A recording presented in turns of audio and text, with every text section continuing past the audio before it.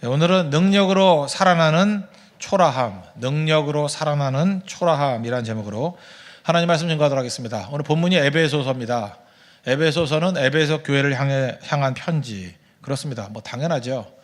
에베소라는 도시는 사도 바울이 3차 전도여행을 할 때 1차, 2차 전도했던 것을 둘러보고 난 다음에 2년 동안 머무르면서 복음 증거했던 곳입니다.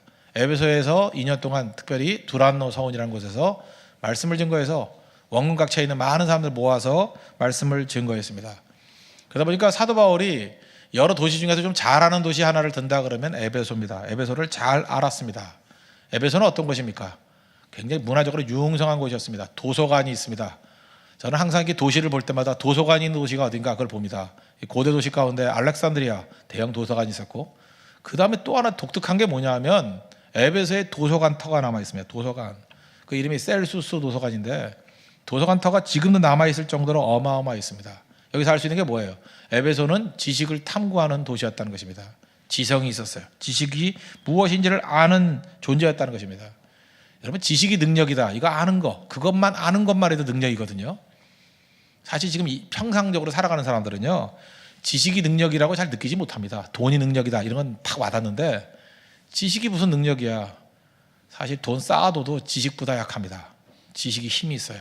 적어도 에베소는 그걸 아는 도시였다. 그걸 알 수 있다는 것입니다. 그래서 자기 지식과 자기 지혜가 그들의 삶을 지배하고 이끌 수 있다는 걸 믿는 지식의 도시였다. 그걸 알 수 있습니다.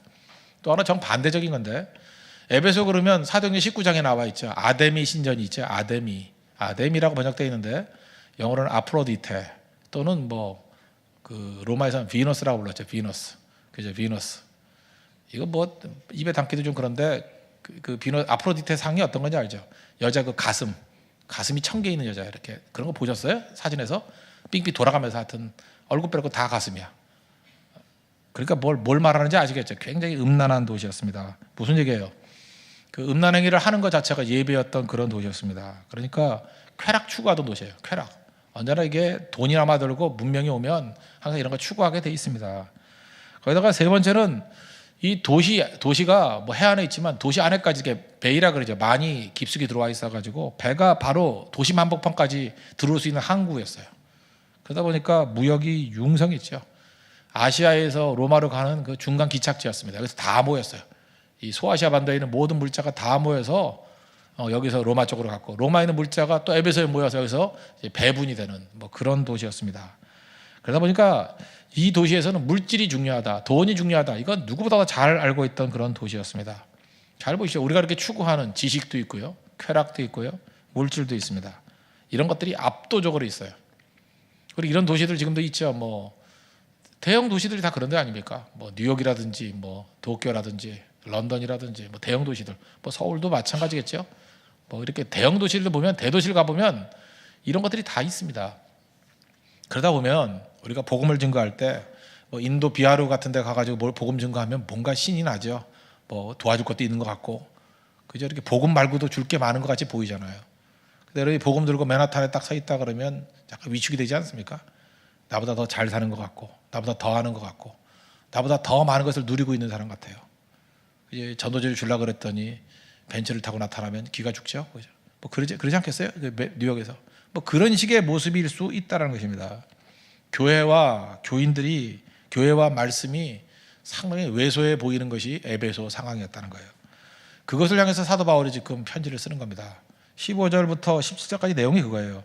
그런데 너희가 어떻게 행할지를 자세히 주의하여 지혜 없는 자같이 하지 말고 오직 지혜 있는 자같이 하여 압도당하지 말고 지혜롭게 행동하라. 그 다음에 세월을 아끼라 때가 악하니라. 너 거기서 정신 안 차리면 허송세월해. 그런 얘기죠. 17절. 그러므로 어리석은 자가 되지 말고 오직 주의 뜻이 무엇인가 이해하라. 명확하게 주의 뜻이 무엇인지 이해하지 못하면 무너져. 무서운 문화의 파도 속에서 제대로 살아야 되는 거야. 그걸 깨닫게 해주는 거죠. 이 문화 자체, 에베소의 문화 자체가 엄청난 압도적인 걸로 다가온다는 것입니다. 지금 우리 한국 사회가 그래요. 지식을 갖고 있다는 사람들이, 지식이 인본주의적인 지식이거든요. 교회를 압박해 옵니다. 그죠? 교회는 무식한 사람들 모여 있는 것 같고, 그죠? 정신 나간 사람들 모여 있는 것 같고, 그죠? 앞뒤 판단력 없는 사람들 모여 있고, 교회는 어리석어 보이고 세상이 지혜롭다. 언제나 그래. 세상은 바보들만 모여 있고 똑똑한 사람들은 바깥에 다 있는 것 같이 보이고, 압박을 합니다. 압박을. 그죠? 거기다 또 힘이 있습니다. 거기다가 참 찌질이들 놀 게 없냐? 홍대 앞에서 예배를 드리냐? 홍대 앞에서 클럽을 가야지. 홍대 그러면 가로치면 뭐가 나요? 홍대 가로치고 클럽이에요. 거기다 가로치면. 근데 홍대 세교회 이런 게 어디 있어요? 그냥. 홍대 앞에 가가지고 예배를 드리냐? 뭐 이런 식의 압박들. 에베소에 있는 성도들이 당했던 내용들이 바로 그런 거였다는 것입니다. 돈도 그들이 훨씬 더 많아요. 모든 것이 압도적으로 많은 상황이었다는 것입니다. 그때에 바울이 그들에게 줬던 말씀이 사실 15절부터 17절까지 내용을 엎어치기 한 내용이 18절이에요. 18절 보십시오. 술 취하지 말라. 이는 방탕한 것이니 오직 성령으로 충만함을 받으라. 이 에베소의 문화적인 그 압박 속에서 이길 수 있는 유일한 길은 성령 충만함, 그 길밖에 없다는 것입니다. 근데 성령 충만을 설명하기 위해서 보여주는 게 뭐냐 하면 술 취함이에요. 술 취함. 여러분 충만하다는 뜻이 무슨 뜻입니까? 충만하다, 지배를 받는다는 거예요. 충만하다, 지배를 받는다. 술 취해봤습니까? 얼굴 보니까 술 취한 사람 되게 많아. 술 취했던 경험 있던 사람 많죠? 저는 이렇게 귀 밑에 보면 알아요. 술독이는 애들, 그죠? 되게 아는데 이해가 팍팍 될 것입니다. 하나님께서 이렇게 여러분의 타락된 모습들도 사용하실 때가 있습니다. 이럴 땐 이해력이 좋죠. 술 취함이 뭔지를 아니까. 술 취함의 단계가 있다 그러죠. 뭐 많이 마셔보는 사람 알 겁니다. 사람이 술을 마셔요. 1단계. 술이 술을 마셔요. 2단계. 술이 사람을 마셔요. 3단계. 이게 술 취함의 단계죠. 그러니까 무슨 얘기예요? 술이 충만해진다는 뜻이에요. 술이 나를 지배합니다. 술이 내 의식을 지배하고 내 행동을 지배해요. 내 삶 전체를 다 지배한다는 것입니다. 그래서 술이 술을 갖는다는 게 맞아요. 세상 만사가 다 그렇습니다. 여러분들 어떤 좋은 거 하나를 붙들면 그것이 또다시 새로운 걸 나타내요. 믿음이 믿음을 낳아요.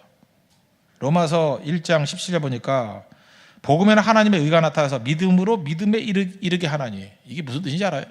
믿음에서 믿음에 이르게 하나니. 믿음이 뭐예요? 앞에 믿음은 그 하나님 믿는 믿음, 그 의롭다 하시는 믿음이죠. 믿음으로 말면 의롭다 했다. 의롭다 믿음이에요.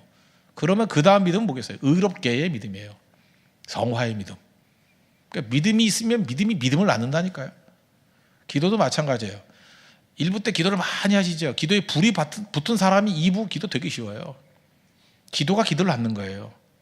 그런데 기도의 능력이 없는 사람들은 간신히 하다가 기도 안 한 사람이 기도를 못 해요. 오히려. 참 묘하죠. 그 예를 들어 야구 같은 거 다 보세요. 안타 친 선수가 안타 또 쳐요. 그 확률상 보면 안타를 못 쳤으니까 이번에 칠 것 같죠. 그렇지 않아요. 몰아치기가 있어요. 몰아치기. 안타가 안타를 낳고 기도가 기도를 낳고. 또 너무 비참한 얘기 하나 할까요? 사랑하던 사람이 또 사랑해요. 그거 아세요? 뭐 신나게 어떤 남자 사귀다가 헤어졌어. 3개월 단에 또 다른 남자가 또 사랑을 해. 사랑하던 사람이 사랑하는 거예요. 그 사람만 바뀌어서 한다 이렇게 매도하지 마세요. 사랑하는 자세가 되어 있기 때문에 사랑이 사랑을 낳는 거예요. 사랑해 본 지 꽤 오래되신 분들 사랑이 황무지라고 지금 잘 안 돼요. 그게 해도 안 돼. 해도. 그래서 아무나 사랑해 보세요. 개 데리고 한번 사랑해 봐요.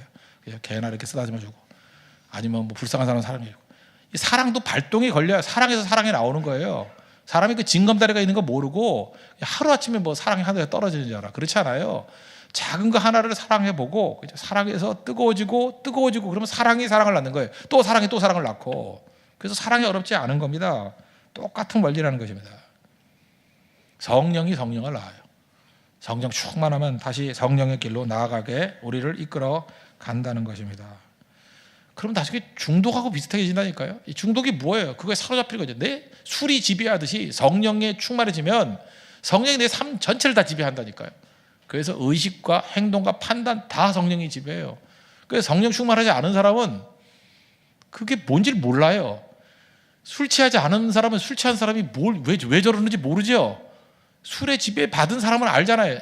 개가 된다는 거, 그죠? 그렇게 된다는 거 알잖아요. 우리 상상을 못해. 왜 저럴까? 술에 지배당하는 게 있잖아요. 성령에 지배당하는 사람은 성령의 사람이 되는 거라고요. 지배당하니까. 중독이 얼마나 무서운지. 중독이. 바둑에 중독된 목사님을 본 적이 있습니다. 바둑. 저는 그래서 바둑을 조금 뒀었어요. 한 2급까지는 뒀다가 더 안 뒀어요. 왜냐하면 바둑은 시간이 너무 오래 걸려. 하루에 한 판만 두면 좋겠는데 한 판도 몇 시간 걸리잖아요. 근데 지면은 그 오기가 발동돼서 밤을 새워서 바둑 두고 새벽기도 쉬고 이럴 때가 너무 많아요. 그래서 바둑은 하면 안 되겠다 그런 생각을 했는데 이분이 바둑에 중독된 분이에요. 바둑 중독. 그러니까 그분 표현이 이래요. 이게 목사들끼리 있을 때 얘기인데 성도들이 앉아 있으면 바둑알로 보인대요. 바둑알 보이는데 거기 이제 좀 연세가 드신 분들이 많으니까 이렇게 검은 머리가 있으면 검은 돌, 흰 머리 있으면 흰 돌. 설교하다가 밤나 이게 돌 옮기는 거, 열로 돌 옮겨야 되는데 뭐 요 자리는 아다리고 뭐 조개를 이어야 되는데 막 그 생각만 하니까 계속 그죠? 계속 왜 그렇습니까? 중독되면 그래요. 중독되면 바둑이 인생 전체를 다 사로잡는 거예요. 저 옛날에 전 당구에 한번 중독이 됐던 적이 있는데 당구에 중독이 되니까 누우니까 모든 게 다 쿠션으로 보이는 거예요. 그죠? 길이 보이는 거예요. 길이 이 위에도 뭐 천정도 여기서 이렇게 치면 들어갈 건데 뭐 이렇게 저 구석에 뭐 두 개가 있어도 뭐 저거 어떻게 하면 맞추면 되는데 계속 그 길만 그리고 있어요. 그죠? 이게 뭐 3쿠션으로 들어갈까, 5쿠션으로 들어갈까, 마세일에 들어갈까, 뭐 이런 건 맨날 따지고 있어요. 그죠? 그래서 안 되겠다. 도저히 안 되겠다. 끊어야죠. 그 다음에 제가 서운했다니까 이제 큐대를 꺾어버리기로. 그 다음에 끊어버려야죠. 바둑도 마찬가지예요. 바둑은 중독까지는 안 갔었는데 중독이 될 뻔했어요. 그죠?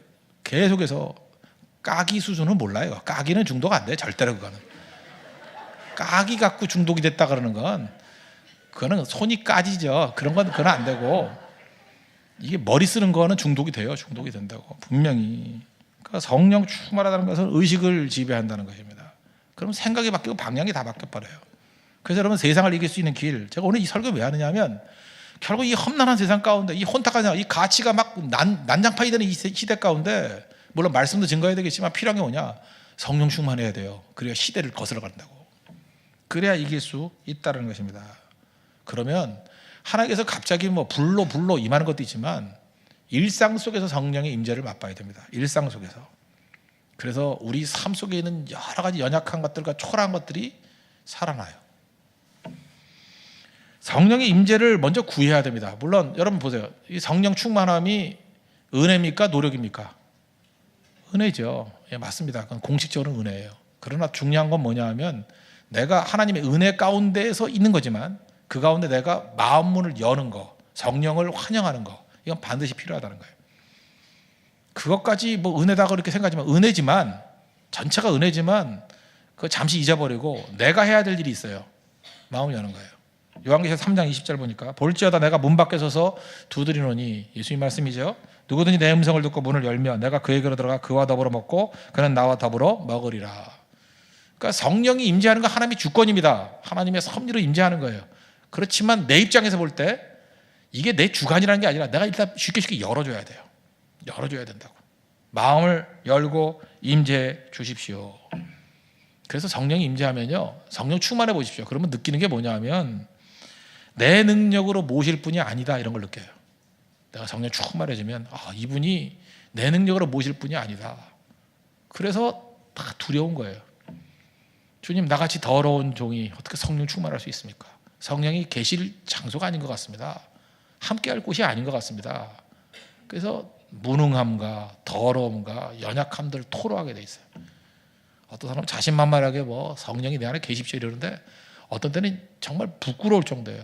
내 안에 모실 분이 아니라는 걸 느끼게 돼요.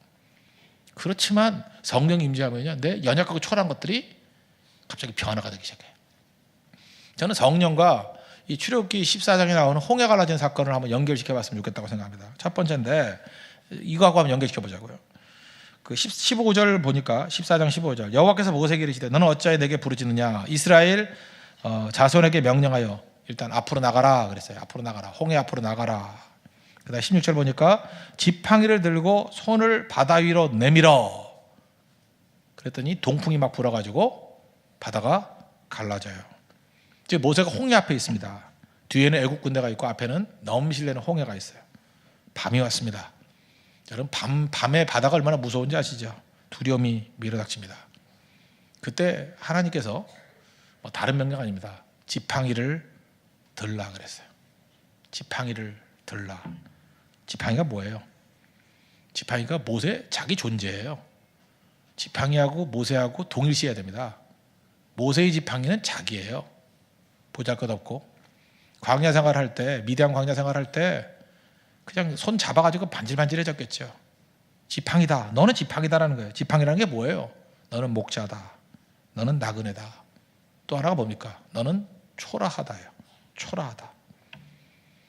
그래서 모르겠어요. 요즘에 저는 뭐 하나님 앞에 섰을 때 제 자신이 진짜 지팡이 같은 느낌이 받아요. 정말 초라하다, 아무것도 아니다, 뭐 이런 느낌을 많이 받아요. 초라하다. 우리 인생이 다 그래요. 그냥 자기 자신 지팡이라고 느끼는 사람 되게 많아요. 자기 일상생활 속에서 그냥 아무도 알아주지 않는 그런 초라한 지팡이, 우리라고요. 그런데 그 지팡이에 성령이 임재했어요. 하나님이 함께했어요. 그 지팡이가 뭐가 돼요? 하나님의 지팡이가 돼요. 그래서 홍해를 가르게 된다고. 이게 성령 임재입니다. 이러니 성령 임재가 없으면 되겠어요? 여러분 있는 그대로예요. 있는 그대로인데 뭐 달라진 거 하나도 없어요. 그냥 주일학교 교사예요. 이전까지는 그냥 거지 같은 지팡이에요. 그러니까 애들 모여 떠들기만 하고 뭐 조용해 빵 사준다 그러면 잠깐 조용하고 정말 쓰레기 같은 교사예요. 그죠? 뭐 아무것도 아니에요. 그 다음에 한 달에 한 2번은 빠지고 맨날 지각하고. 이게 교사입니까 진짜? 이건 아니죠. 근데 그에게 성령이 임재하게 되면 그 지팡이가 하나님 지팡이가 돼요. 말씀을 증거하는데 능력이 있고요. 아이들이 마음을 열고 믿음을 받아들이게 되고 십자가의 사람이 되고요. 헌신을 다짐하게 되고 그 다음 무슨 얘기를 하냐. 내가 저 선생님 때문에 하나님을 만났다 그러고 그 다음에 시간이 한 10년 지나고 난 다음에 자기의 인생의 터닝 포인트를 그 선생님의 말씀이라고 얘기를 해요. 그 선생님 때문에 내 인생이 변화가 됐습니다. 성령의 임재예요. 사업을 할 때도 마찬가지입니다. 똑같은 사업이에요. 똑같은 사업인데 뭐 그냥 빌빌대요. 뭐 불경기다 그러고 힘들다 그러고 뭐 죽어라 뛰긴 뛰는데 뭐 간신히 살아요. 근데 그 사업에 성령의 기름 부음이 있어요. 성령의 임재가 있어요. 묘합니다. 오는 사람이 뭔가를 느낌을 받아요. 여기 뭔가 생명이 있다고. 그죠? 이상하게 사람들이 다 모여들어요. 모여들고 변화가 되고 느끼는 게 그래요. 이 분명히 하나님이 함께하는 거예요. 사업 잘 된다가 아니에요. 그걸 통해서 뭔가 힘이 느껴져요. 힘이. 그 다음에 고민하게 됩니다. 그래서 기도해요. 하나님 왜 자꾸만 사람을 모아주는 거죠? 왜 사람이 모이는 거죠? 왜 이렇게 동풍을 불어주시는 거죠? 느끼게 된다고요. 그래서 거기서 사명을 깨닫게 되는 것입니다. 성령의 기름 부음이에요. 결국은 지팡이인데 지팡이로 머물러 있으니까 문제라는 것입니다. 성령의 기름 부음이 있어야 돼요. 성령의 임재가 있어야 돼요. 그러면 하나님의 지팡이로 변화된다는 것입니다. 그래서 성령의 임재는 어디에 임하느냐? 기도원에서 임하고 특별할 때 임하는 게 아니라 삶의 한복판에서 일어납니다. 한복판에서 그대로네. 그대로. 저도 이런 생각을 해봤어요. 하나님 제가 말씀을 증거하는데 저는 설교를 좀 많이 하지 않습니까? 주님 이제 많이 하는 걸 이제 그만하고 좀 질적으로 좀 세게 해주면 안 될까요? 네, 그렇게 기도했어요. 이렇게 설교를 듣고도 변화도 안 되고 정말 저는 제가 얼마나 요즘에 그 부끄러움을 느끼는지 몰라요. 무력감을 느끼고 이거 도대체 따발총을 갈기는데도 안 죽고 있으니 이건 뭐냐 이거 도대체 터미네이터 3냐 이거 도대체 뭐냐 이게 안 돼. 그래서 제가 느낀 게 그게 하나님 성령의 기름 부음을 주십시오. 이건 그냥 갖고 안 되겠군요. 하나님이 전국에 있는 강팍한 사람 다 모아줘가지고 이 변화가 잘 안 돼요. 우리 교인들이 이 보통 강팍한 게 아니에요. 그죠? 웃으면서 딴짓하고 하여튼 보통 사람들이 아니에요. 이거 완전히 죽여버려야 됩니다. 이거 어떻게 합니까 주님? 내 능력은 안 됩니다. 그래서 성령 기름 부음이 필요한 거라고요. 그냥 지팡이 갖고 안 돼요. 하나님의 지팡이가 돼야 된다는 거예요. 보세요. 평상시 하던 설교잖아요. 하던 설교인데 묘해요. 달라져요. 말씀 듣고 회개가 나오고요. 말씀 듣고 십자가를 붙들게 되고 말씀 듣고 거듭남이 있어요. 말씀 듣고 성장이 있어요. 새 힘을 가지고 일어설 힘이 생겨요. 그게 하나님의 지팡이 된 거예요. 그러니까 성령의 임재가 얼마나 중요한 거겠습니까? 술 취하지 말라 이런 방탕한 것이 해야 될 일이 뭐예요? 성령 충만을 받으라. 이게 성령 충만입니다. 여러분 모세같이 비천한 초라한 지팡이에서 성령 충만을 받고 난 다음에 하나님의 지팡이로 변화가 되는 은혜의 역사가 있기를 바랍니다. 똑같은 맥락에서 두 번째로 다윗을 한번 예를 듭시다. 다윗의 모습 보십시오. 다윗의 유일한 무기는 돌입니다. 물맷돌. 돌이에요. 이것도 모세가 지팡이가 자기 자신을 상징하듯이 물맷돌이 모세의 신분을 상징합니다. 다윗을 상징합니다. 다윗이 누구라는 거예요? 돌이라는 거예요. 돌. 다윗과 물맷돌 너무 비슷하죠. 목자라는 거예요. 또 하나가 초라합니다. 돌이에요. 돌. 예수님 뭐 말씀 인용 있잖아요. 뭐 건축자의 버린 돌, 진짜 버린 돌이에요. 그 나중에 모퉁이의 머릿돌이 돼버리죠. 여러분 가운데 내가 버림받은 돌이라고 생각하는 사람이 있으니까 다윗이 그랬어요. 돌이 자기예요. 자기라고. 자기 자신. 골리앗과 싸우러 나갔더니 사울왕이 뭐 갑옷도 주고 칼도 주고 하죠. 뭐 입어왔더니 익숙하지 않아요. 묘합니다. 하나님께서 우리에게 세상을 나가서 싸워 이길 때 갑옷 가지라 칼 가지라 그렇게 얘기하지 않아요. 있는 모습 그대로. 너 돌이지? 돌로 나와. 그리고 그 위에 성령 충만을 받으라. 술 취하지 말라 이런 방탕한 것이 성령 충만을 받으라. 성령의 기름 부음이 있었습니다. 그 돌이 어떤 돌이 돼버려요? 거인을 무너뜨리는 돌이 돼버려요. 승리하는 돌이 될 수 있다고요. 저는 우리 교인들 볼 때 정말 돌 같은 사람 되게 많아요. 정말 돌이에요. 로마서 8장 31절 39절 2주를 외우래도 못 외워요. 이게 돌 아니야 이게? 그래서 나중에 뭐 이렇게 정으로 새기려고 그랬더니 너무 작아서 새길 수도 없어. 그래서 생각했던 게 뭐예요? 하나님 물맷돌로 사용해 주십시오. 그랬더니 35개의 돌들이 가가지고 인도를 뒤집어 놨잖아요. 그 이제 돌 던져가지고 쓰임 받는 게 뭐예요? 돌이 돌. 하나님 손에 붙들리니까 그게 무서운 돌이 돼버려요. 무서운 돌. 하나님 앞에 그런 것들이 필요합니다. 그러기 위해서 필요한 게 뭐예요? 손드는 거예요. 손드는 거. 모세에게 손들라 그럴 때 손들었더니 홍해가 갈라지고, 다윗에게 일어나라 그러고 손들었더니 그 손에 돌 있잖아요. 그 돌 들고 골리앗 물리쳤다라는 것입니다. 똑같은 돌인데 차이점이 뭐예요? 성령의 기름 부음, 성령 충만함. 일상에 임하는 겁니다. 일상에. 지팡이도 일상이었고 또 하나 돌도 일상이었어요. 일상 속에 성령의 기름 부음이 있으면 변화됩니다. 여러분, 이 밤이 하나님 내가 모세의 평범한 지팡이, 초라한 지팡이에서 하나님 지팡이가 되는 역사가 있기를 바랍니다. 그 시간 되기를 바랍니다. 평범한 물맷돌에서 하나님의 돌로 변화되기를 원합니다. 버림받은 돌에서 모퉁이의 머릿돌 되기를 원합니다. 오늘 그게 성령의 기름 부음이에요. 성령 충만이에요. 그런 역사가 나타나야 됩니다. 똑같은 거예요. 기름 부음 받으면 달라져요. 세 번째 예를 한번 든다 그러면 12정탐꾼 얘기예요. 민수기 13장 14장 얘기인데, 이스라엘이 뽑힌 자입니다. 그죠? 그냥 나온 게 아니라 12지파에서 하나씩 뽑았으니까 얼마나 엘리트들입니까? 똑똑해요. 민수기 13장 31절부터 33절까지 그 뒷부분에 보니까 능히 올라가서 그 백성을 치자 그랬더니 우리는 능히 올라가서 치지 못하리라, 우리보다 강하다, 이렇게 분석을 했어요. 그 정탐한 사람 10명이 악평에서 이렇게 얘기합니다. 그죠? 거주민을 삼키는 땅이요, 그 신장이 큰 장대한 사람들이다. 거기 네피니 후손 안악자 손들을 봤다. 우리는 스스로 보기에도 메뚜기 같고 그들 보기에도 그랬을 것이다. 여기 지금 3절이나 얘기를 했는데 이 얘기를 쭉 보니까 정말 탁월한 보고예요. 어쩜 이렇게 자세히 보고를 했을까? 분석력 탁월합니다. 판단력 탁월합니다. 지식과 지혜라는 측면에서 볼 때 이 10명의 정탐꾼들 똑똑한 사람들이에요. 이렇게 보고하기 쉽지 않아요. 정확하게 파악했어요. 정확하게 파악했다고요. 이 얘기 틀린 얘기 없어요. 단 하나 문제가 있어요. 그 어디에도 하나님이 없어요. 이게 에베소 문화예요. 에베소도 지혜가 있다 그랬죠. 도서관이 있고 셀수스 도서관이 있고 돈도 있고, 그 장사하니까 얼마나 판단력이 뛰어났겠습니까?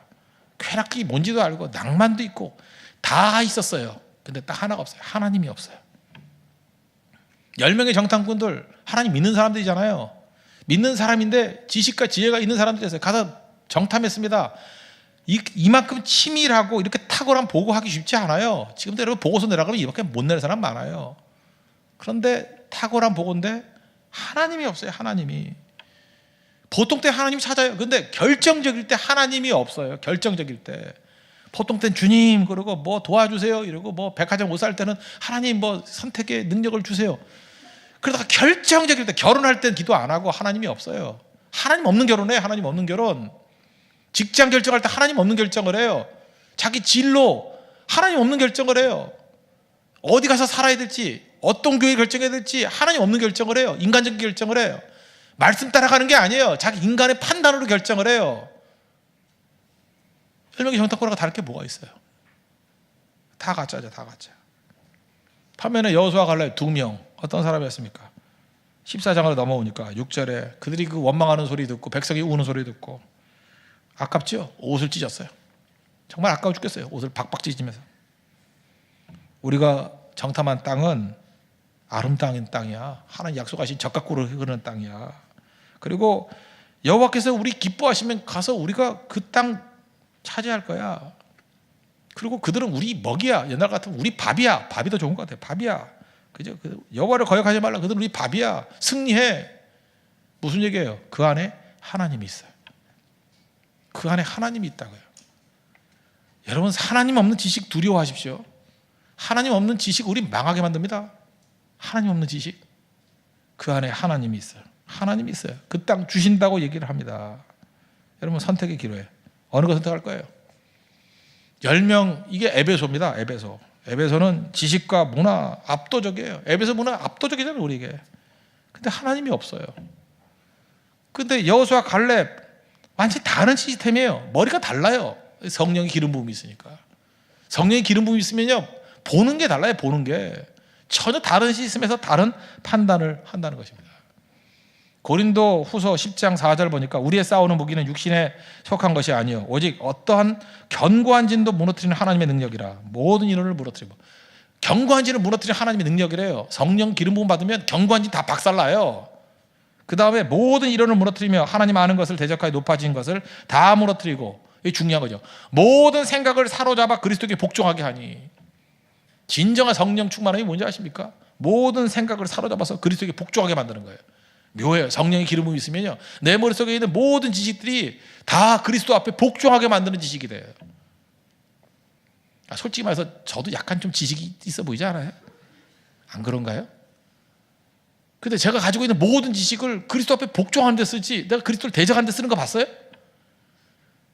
저도 뭐 진화론도 보고 뭐 다 봤어요. 일반적인 책들, 뭐 무신론 책들 제가 안 봤겠어요. 뭐 예수는 있다 없다부터 시작해가지고 있을까 없을까까지 다 봤으니까. 정말입니다. 있을까 없을까까지 그런 책도 나왔어요. 뭐라고, 청춘이니까 아프다? 아프니까 청춘이다? 요즘에 무슨 책 나온지 알아요? 아프니까 청춘이다. 그래서 어쩔래? 그런 책도 있어요. 알아요? 정말이라니까, 정말. 별의별 책이 다 나와요. 그거 읽었다고요. 읽었는데 그러면 지식이 있을 거 아니에요. 잡다한 지식들이 있을 거 아니에요. 그 지식이 놔두면 밤낮 쓸데없는 자기 잘난 척하고 교회 찌르고 넘어뜨리고 죽인 데 쓸 거 아니에요. 지식인들만큼 무서운 게 어디 있어요? 지 잘난 맛에 사는 사람들인데. 그건 사실 사실하고는 관계도 없어. 자기들끼리 지적 세계에서 그냥 장난치고 있네. 지적 유의하고 있잖아요. 왜 거기에 놀아나요? 그런데 성령의 기름 부음이 있으면 그 모든 생각을 다 사로잡아가지고 그리스도에게 복종하는 데 쓴다니까요. 그리스도에게 복종하는 지식, 그 진짜 지식이죠. 그래서 여러분, 성령 충만이 있어야 돼요. 지식만 그렇습니까?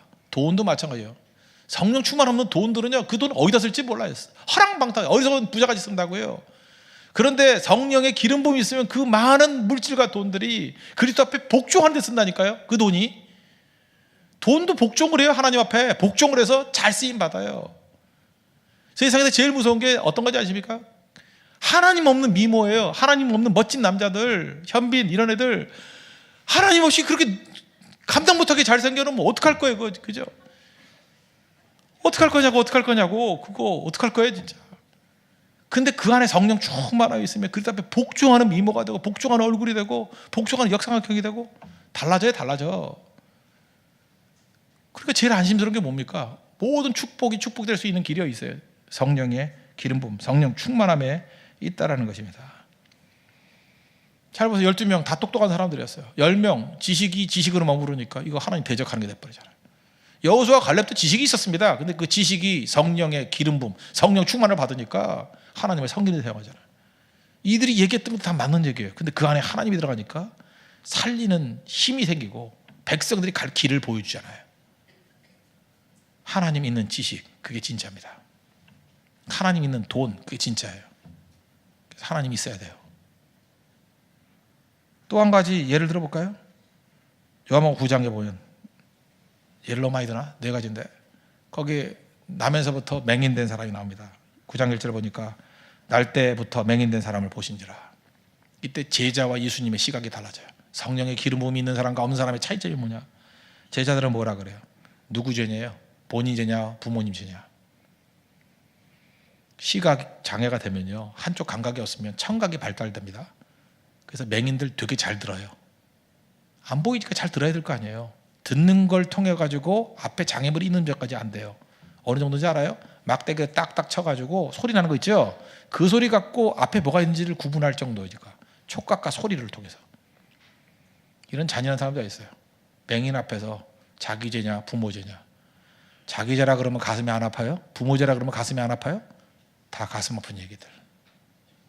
제자들 참 나쁜 사람들이에요. 누구 죄냐예요? 근데 예수님의 시각은 어떻습니까? 요한복음 9장 3절 보니까 본인도 아니고 부모 죄도 아니다.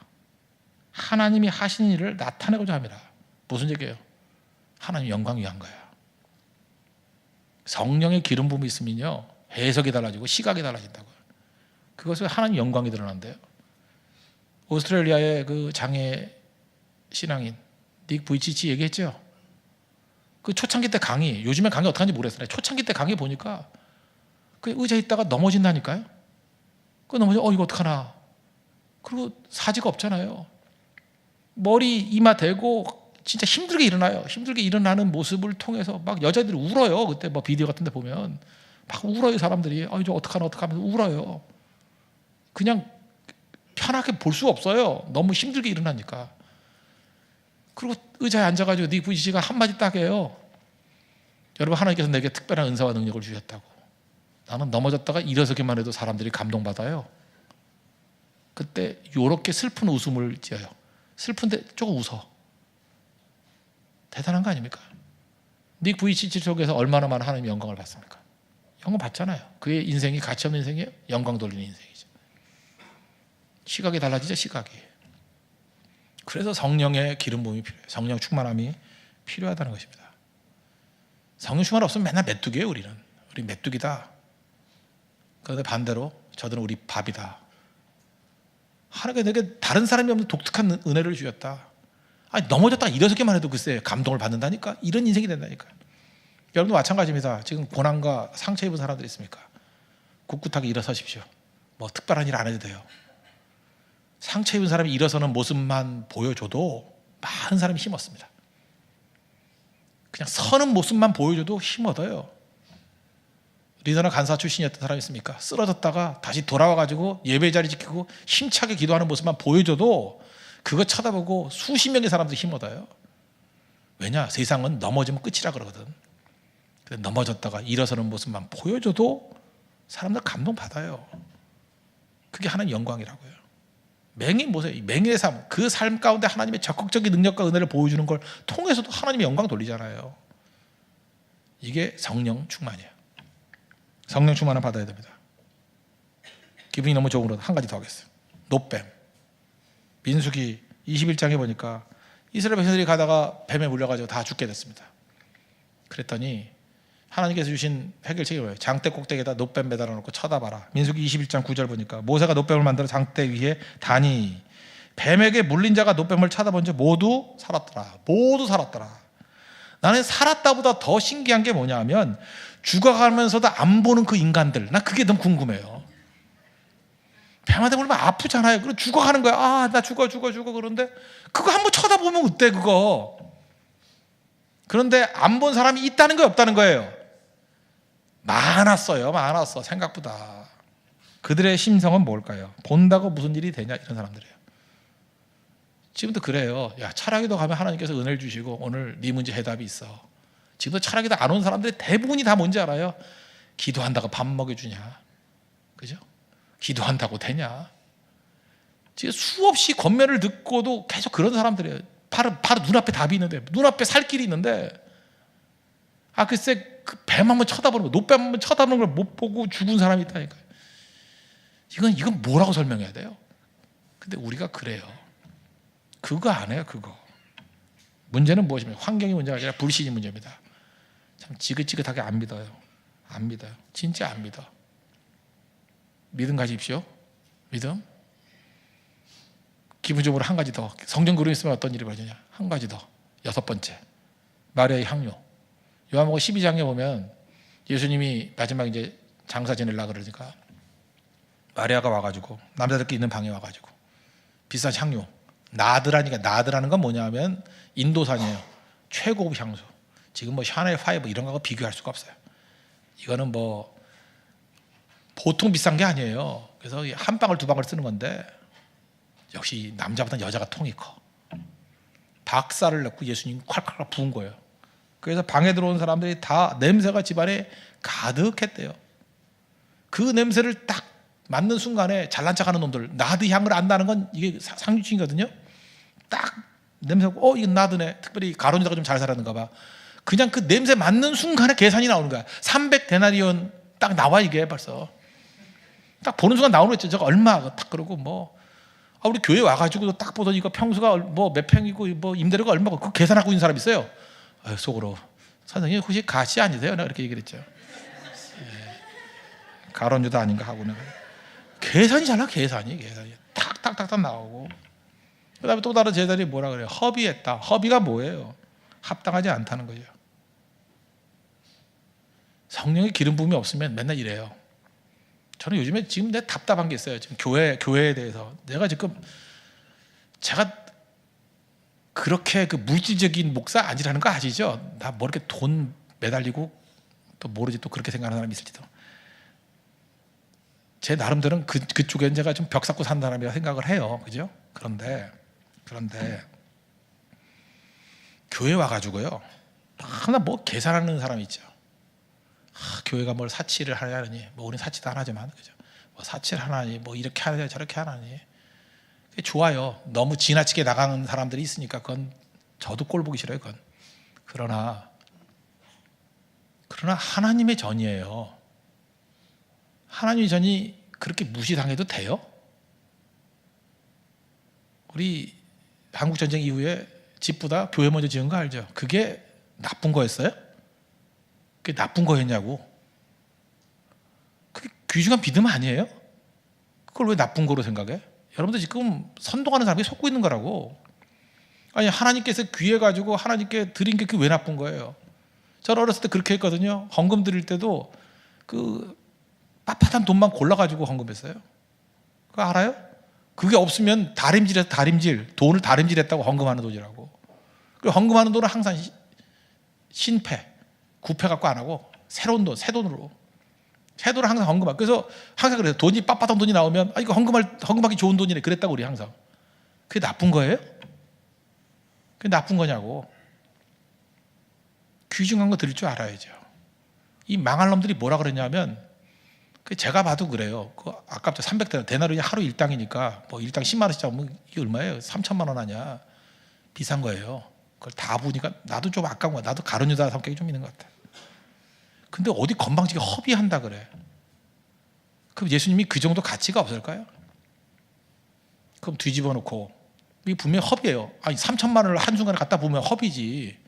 그렇게 느낌이 들죠. 근데 만약에 황제였다면 그런 소리 할까? 황제였다면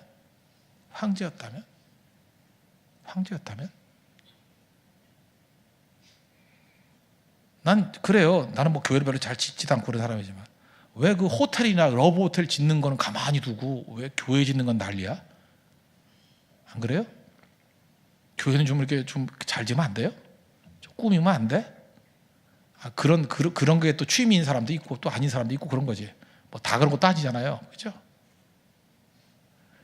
문제는 뭐냐 하면 하나님이 그렇게 소홀히 대우받아도 되냐는 거예요. 그래도 돼요? 천막치고 예배 드릴까요? 그래도 되냐고. 교회에 항상 정신은 그거예요. 사치하거나 하나님 그거 기뻐하지 않습니다. 그걸 기뻐하는 건 아니지만 그러나 언제나 보세요. 제일 좋은 거를 주께 드렸다고. 제일 좋은 거. 이거 오해 없이 들어요. 우리 아버지, 우리 집에 좋은 사과 들어오잖아요. 근데 친구가 있어요. 배원석이라고. 나하고 친구예요. 근데 목사 아들이야. 우리 한 먹고 목사님한테 갖다 드렸어. 나 얼마나 억울한지. 어제 내가 먹어야 되는데 왜 저 집에 왜 갖다 주나? 걔네 집에 놀러 갔어요. 분명히 우리가 준 건데 막 유세를 부리면서 주는 거예요. 뭐 이렇게 잘 먹냐 그러고 밥만 먹어 막 이러고. 우리가 준 건데 그 서름을 닫고 집에 왔더니 그냥 혼이나 나고 맨날. 나는 어렸을 때 그게 안 좋다고 생각했었는데 지나놓고 보니까 그거 믿음이었어요. 그 목사님이 뭐 인격적으로 대단해서 그런 게 아니라 제가 볼 때 우리 부모님의 믿음은 그거였어요. 하나님의 말씀을 증거하는 사람들을 귀하게 여기는 게 하나님을 귀하게 여기는 거예요. 그렇지 않아요? 그렇지 않습니까? 내가 이제 목살에서 간질간질해서 하는 소리인데 함부로 하지 말아요. 그 사람이 대단해서가 아니에요. 그 뒤에 있는 그 하는 일이 대단한 거기 때문에, 하나님의 귀중한 일이기 때문에 함부로 생각하지 말아요. 우리 교사들, 어린 교사들이라 그래서 함부로 뭐 누구야 부르지 말아요. 애들 앞에선 선생님 불러줘야 돼. 선생님. 왜요? 하나님 말씀을 증거하는 게 얼마나 귀중한 일인데. 그렇지 않아요? 내가 옛날에 저기 뭐 반포 쪽에 있는 교회에서 그랬던 적이 있어요. 어떤 그 아주 그 내가 볼 때 그 교양 없는 장로님이에요. 항상 무슨 님자를 안 붙여. 무슨 목사, 뭐 김 목사 뭐 이러고. 난 그때 전도사였는데 전도사 그러더라고요. 그래서 그때 유명한 일화예요. 왜 그래 김장로? 내가 그랬어요. 왜 그래 김장로? 얼굴이 벌게져가지고 뭐라 만날 때마다 그래서 큰 소리로 김장로 왔나? 내가 쫓겨날까 각오하고. 내 하여튼 이상한 전도사였지. 전도사 주제. 그리고 안 쫓겨난 거 참 다행이지. 내가 그리고 난 다음에 그 장로님한테 설명을 했어요. 교인들 앞에서 반말하지 말라고 제발. 나이는 어리고 부족하지만 하나님 말씀을 증거하는 사람들인데 장로님이 그런 식으로 대우를 하면 말씀이 어떻게 되냐고. 말씀이 어떻게 되냐고요. 그 인격이 대단하고 뭐 그 사람을 존경하는 그 얘기가 아니에요. 어떤 쓰레기 같은 사람도 있을 거고 여러분이 볼 때 저거 쓰레기야 그럴 수도 있어요. 그러나 그 뒤에 있는 하나님의 일을 하는 거 아니야. 하나님의 일. 그것 때문에 존경하는 거지 뭐 대단해서 존경이 아니잖아요. 이게 있냐고요. 다시 요한복음 12장에 보십시오. 마리아가 하는 일이 이게 허비예요? 허비냐고요. 예수님 그 정도 가치 없어요? 그래 허비일 수도 있어요. 허비일 수도. 뭐 가난한 자들에게 돕지 뭐 이러는데 그 지돈 갖고 좀 돕지. 예수님 그러잖아요. 이거 내 장사를 기념하는 거고. 예수님 그거 칭찬하잖아요. 예수님한테 3천만 원 부으면 좀 안 돼요? 딴 것도 낭비 많이 하면서. 아 왜 맨날 그 뭐 저기 강원도 가서 강원랜드 가가지고 카지노에서 매덕 날렸다는 거 왜 그놈들 잡아다가 족치지 않아? 아 거기서 뭐 10억 20억 날리는 사람들에 대해서 가만히 두면서 아 예수님께 저 3천만 원짜리 좀 부으면 안 돼요? 부으면 좀 안 되냐고.